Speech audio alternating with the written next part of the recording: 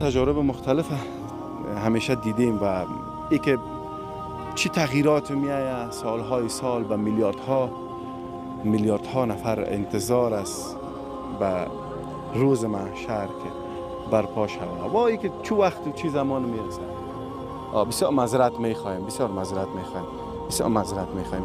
همین لحظه شما یکی از دوستا رو میگینین که از اقارب خود انتقال میتن، از اعضای فامیلشان هایی که چند سال بعد بوده. همین لحظه یک تعداد دوستای دیگه هم مصروف هستن و اینجا اینی قبرستانی هایی که شما میبینین در همین لحظه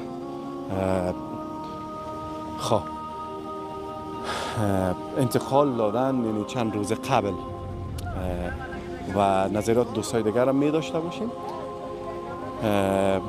یک تعداد هستن که یک سال هم یا یک مدت کوتاهی هم سپری نکردن در اینجا. یعنی